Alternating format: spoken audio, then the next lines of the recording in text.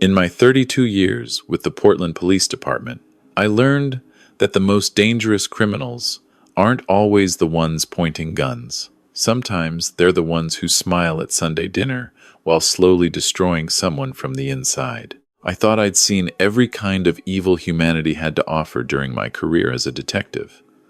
I was wrong. The call came at 11:47 on a Tuesday night.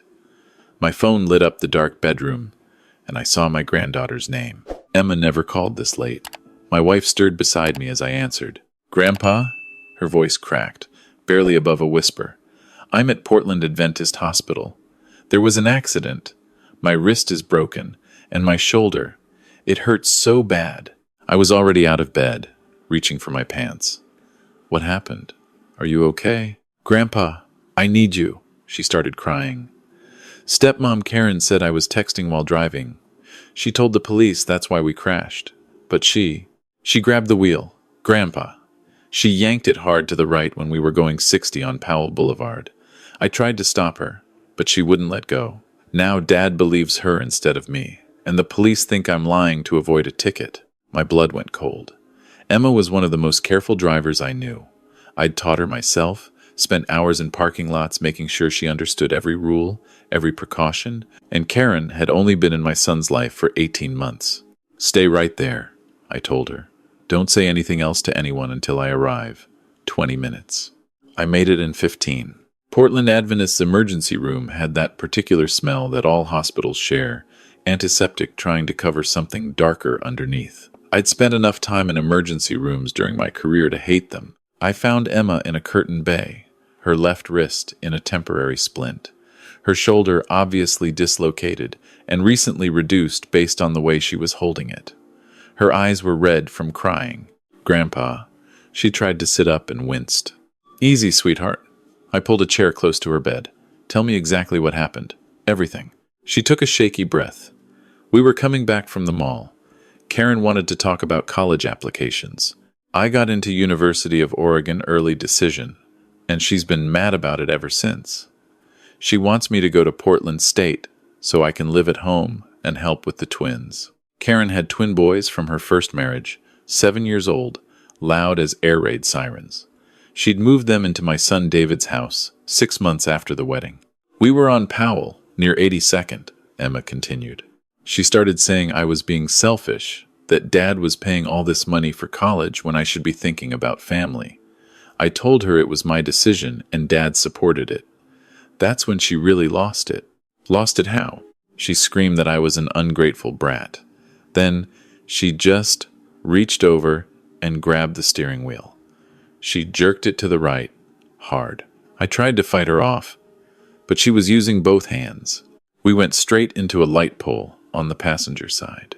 I studied her injuries, the wrist splint, the way she held her shoulder, some bruising starting to show on her left side. Which side of the car hit the pole? Passenger side. Where she was sitting, that didn't make sense if Karen had grabbed the wheel to the right. The impact should have been on the driver's side, or head-on. Did the airbags deploy? Yeah, both of them. "And your injuries are on your left side?" "My left wrist and left shoulder." I was trying to push her away, trying to get control back. Before I could ask more questions, the curtain pulled back. My son David walked in with Karen right behind him. She had a neck brace on and was moving carefully, but I noticed her eyes were sharp, calculating. "Dad," David said. He looked exhausted. "Thanks for coming." "Of course." I stood up but didn't move away from Emma's bed. "How are you, Karen?" "Shaken up." Her voice had this fragile quality that immediately set my teeth on edge. I'd heard that tone before from suspects who knew exactly what they were doing. The doctor said I have severe whiplash, but I'm more worried about Emma. I told her not to text while driving. Told her so many times. Emma's hand tightened on the bed rail. "I wasn't texting." "Honey, the police found your phone on the floor of the car." Karen's expression was perfectly concerned. "It's okay to admit it. We all make mistakes. I just wish you hadn't put both our lives at risk." "I wasn't texting," Emma repeated, her voice stronger. "You grabbed the wheel." Karen's eyes widened. She turned to David. "Honey, she's confused from the shock. The impact must have disoriented her. Maybe she doesn't remember clearly. I'd been a detective for 3 decades. I'd interviewed thousands of people, learned to read microexpressions, body language, the tiny tells that separate truth from lies. Emma was telling the truth. Karen was performing. David, I said carefully. Has the car been moved yet? Yeah, it's at Chuck's Towing on 92nd. He ran his hand through his hair. Insurance adjuster is coming tomorrow. I'd like to see it. Karen's expression flickered for just a second. Why? It was just an accident. Because I'm her grandfather, and I want to understand what happened. I kept my voice neutral, but David knew that tone. He'd heard it growing up whenever he tried to hide something from me. A doctor pushed through the curtain, young woman with tired eyes and a tablet in her hands. Emma Patterson? That's me, Emma said. The doctor glanced at the rest of us. I'm Dr. Sarah Chen.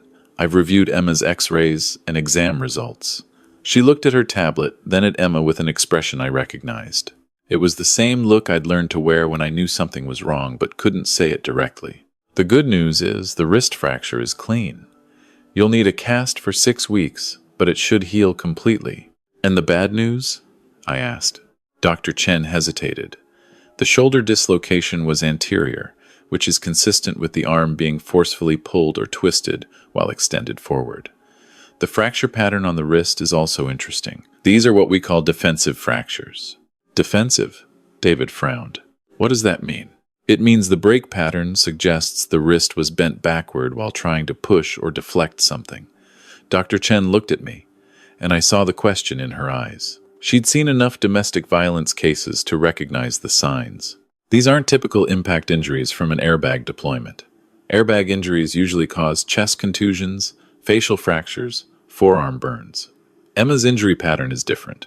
Karen shifted in her chair. She must have braced herself wrong when we hit the pole. Possibly. Dr. Chen's tone said she didn't believe it. Emma, when the accident happened, what position were your arms in? I was pushing. Emma's voice shook, trying to push her hands off the steering wheel. That's consistent with what I'm seeing.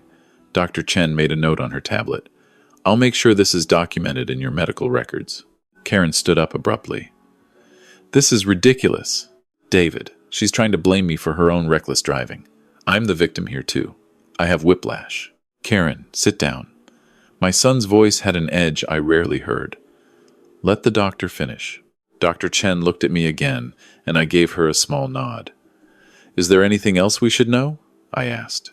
The car would have some kind of event data recorder, she said carefully. Most modern cars do.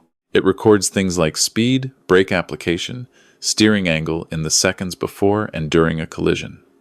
The insurance company will pull that data. Karen's face went pale. That's not necessary. It was just an accident. Actually, I said quietly, I think it's very necessary. David looked between Karen and Emma, and I saw the moment doubt crept into his expression. Dad, what are you thinking? I'm thinking we need to look at all the evidence before we decide what happened. I turned to Dr. Chen. Can Emma be discharged tonight? Yes. I'll get the paperwork started. Emma, you'll need to follow up with orthopedics in 3 days for the wrist, and keep the shoulder immobilized for at least a week. She paused at the curtain. And Emma, if you need to talk to anyone about what happened, the hospital has counselors available. After she left, Karen stood up again. I'm not feeling well. David, can you take me home? We came in the ambulance, David said. Dad, can you give us a ride? I looked at Emma. She gave me a tiny nod. Sure, let me get Emma's discharge papers sorted first. 2 hours later, I dropped David and Karen off at their house in southeast Portland. Emma was staying with me and my wife for the night. As soon as we got home, I made calls.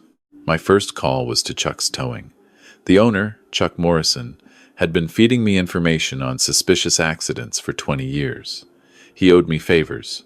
Chuck, it's Thomas Patterson. Tom, been a while. What can I do for you? You've got a 2023 Honda Civic that came in tonight from a collision on Powell and 82nd. Gray color. Driver's side airbag deployed. Yeah, just came in an hour ago. Insurance hasn't looked at it yet. I need you to do something for me. Don't let anyone touch that car until I get there tomorrow morning. And I need photos of everything. Interior, exterior, the whole works. Especially the steering wheel and the center console area. Chuck was quiet for a second. This official police business? No, personal. But it's important. You got it. Nobody touches it. My second call was to an old colleague, Marcus Webb, who'd moved from Portland PD to the State Police Accident Reconstruction Unit. He picked up on the third ring.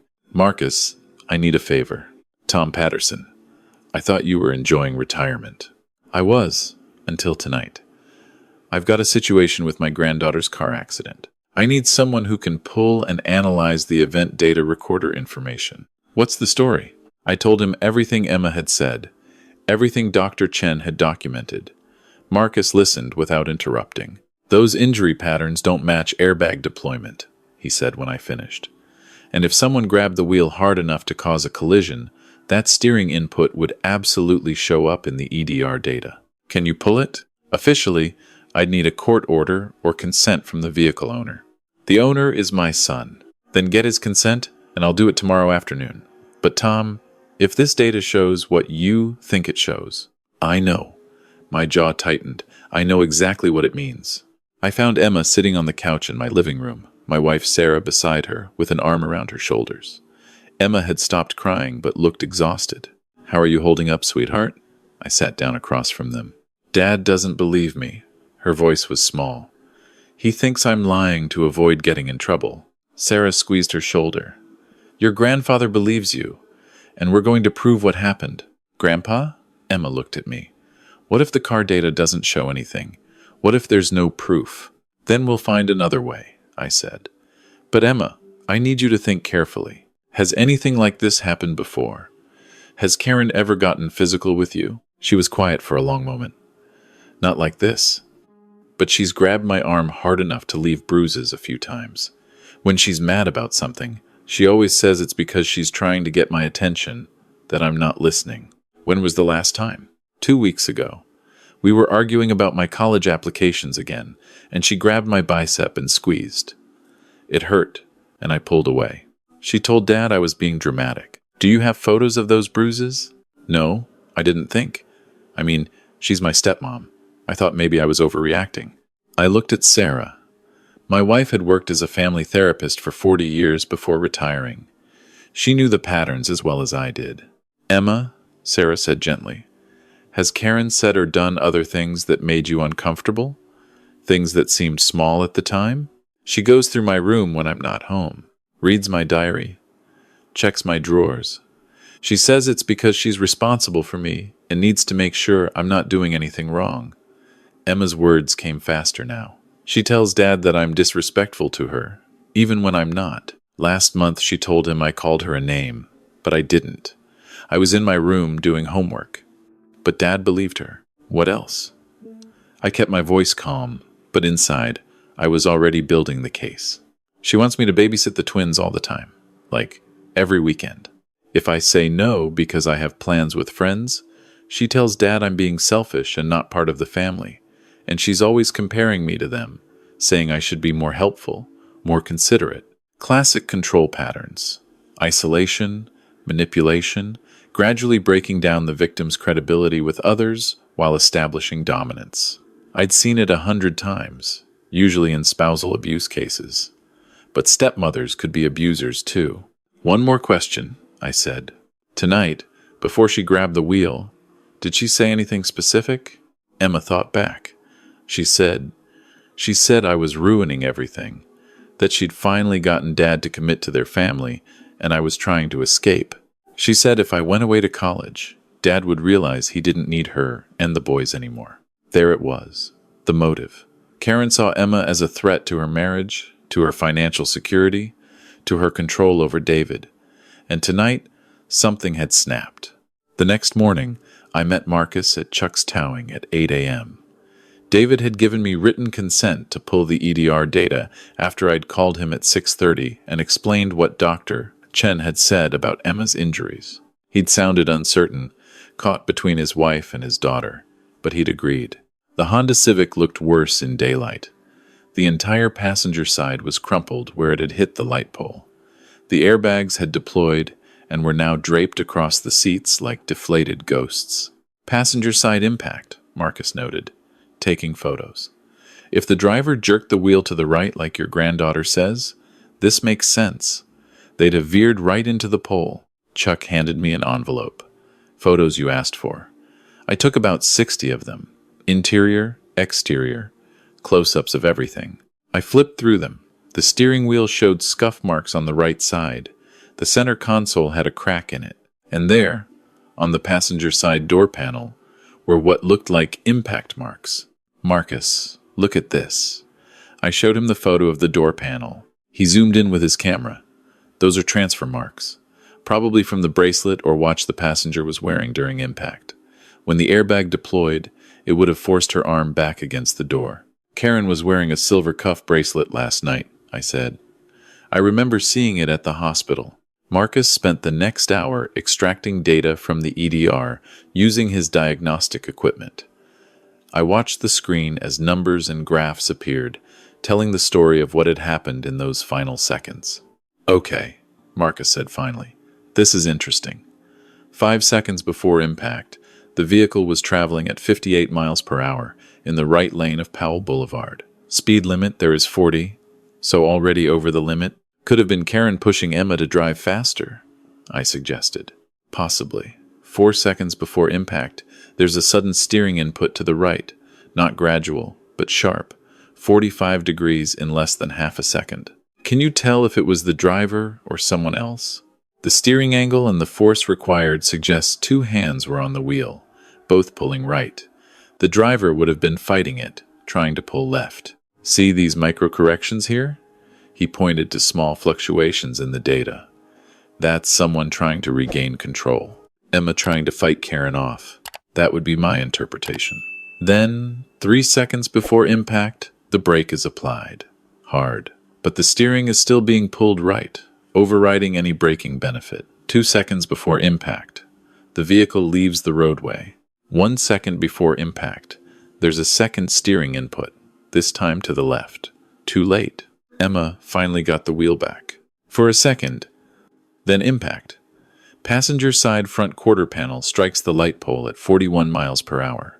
Both airbags deploy. Vehicle rotates clockwise, approximately 90 degrees, and comes to rest, facing south. Marcus straightened up and looked at me. Tom, this data clearly shows someone grabbed the steering wheel and forced the vehicle off the road. The driver was trying to prevent it. This wasn't distracted driving. This was vehicular assault. I felt something cold settle in my chest. I'd suspected, but hearing it confirmed was different. Will this hold up? In court? Absolutely.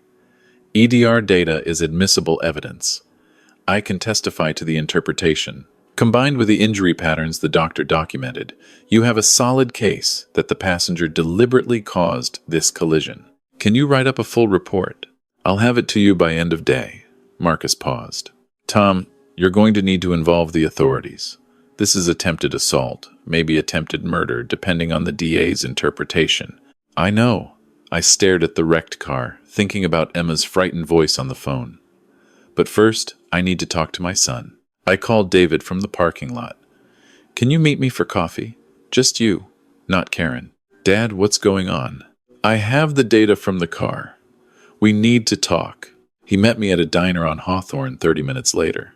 He looked like he hadn't slept, dark circles under his eyes, his shirt wrinkled. He'd always been a sharp dresser, but lately he'd seemed more disheveled.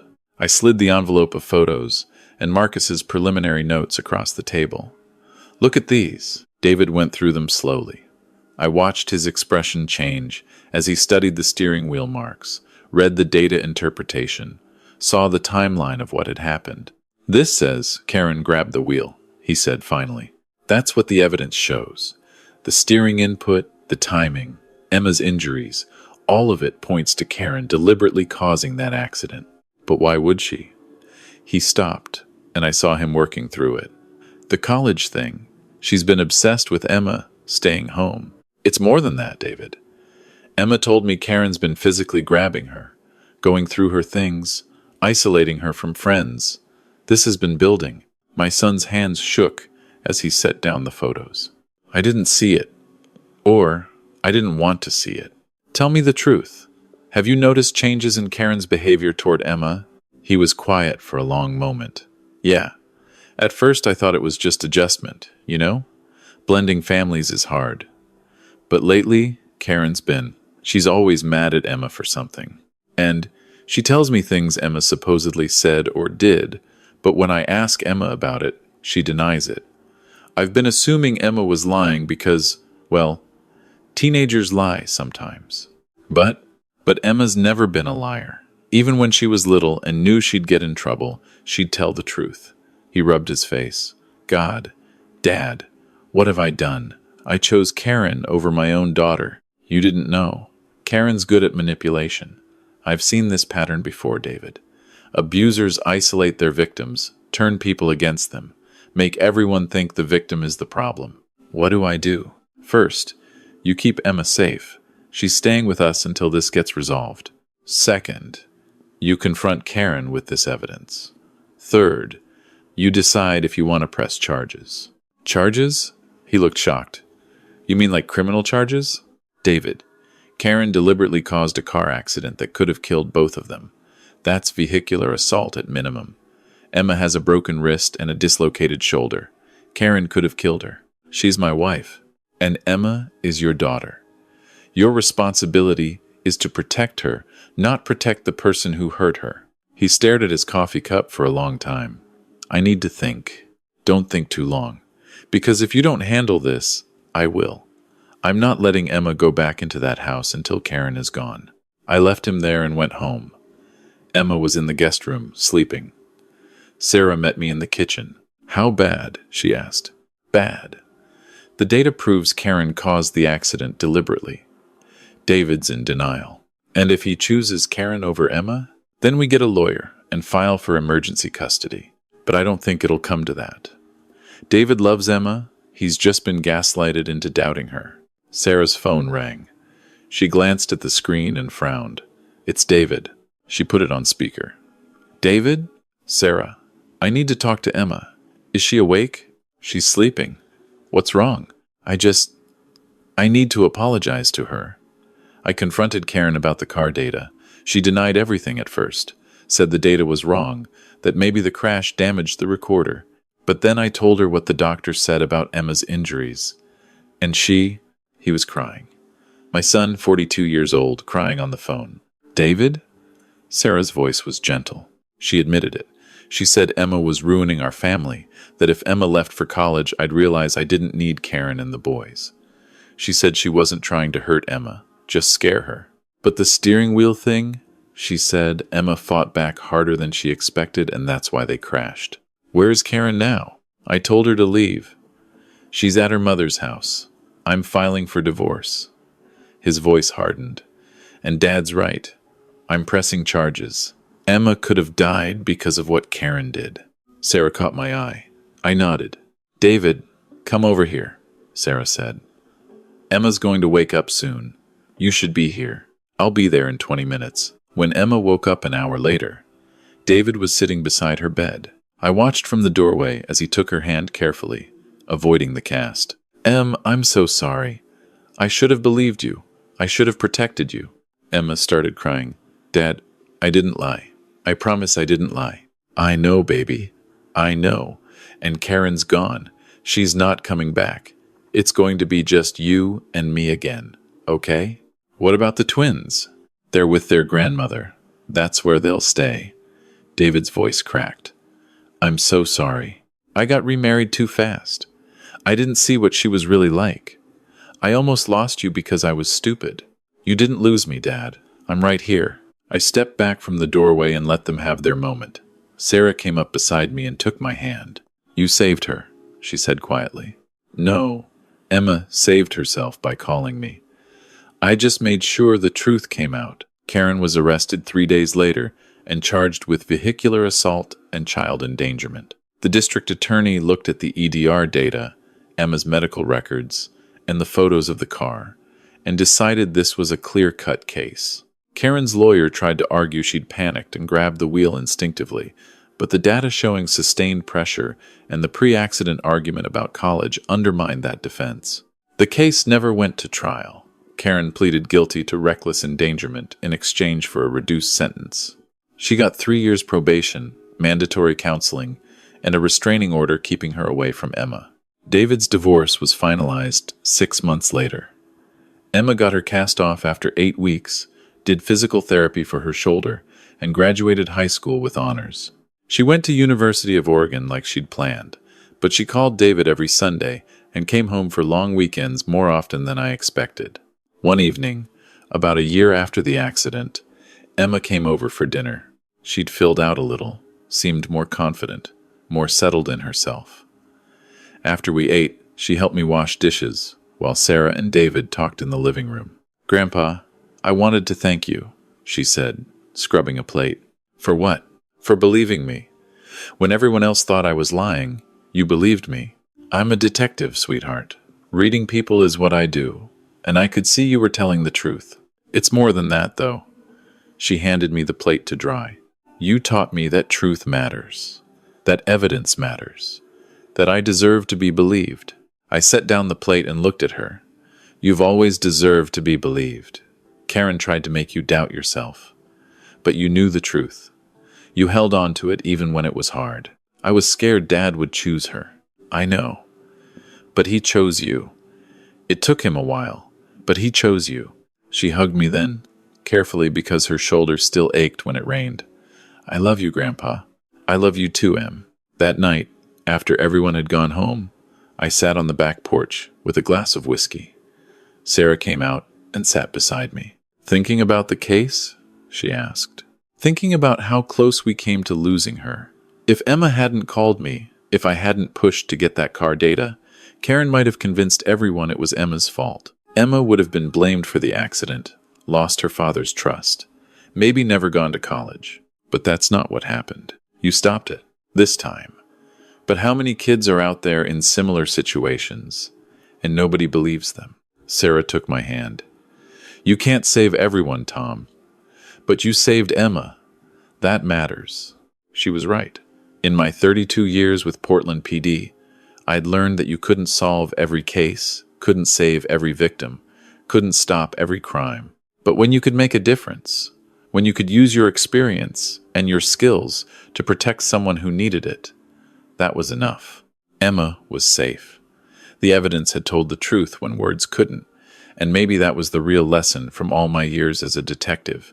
The truth always leaves evidence behind. You just have to know where to look for it, and you have to be willing to believe it even when it's uncomfortable. Sometimes the most dangerous criminals are the ones sitting at your dinner table, smiling and playing the victim while they destroy someone from the inside. But evidence doesn't lie. Data doesn't manipulate. Facts don't gaslight. I'd built my entire career on that foundation. And in the end, it had saved my granddaughter's life.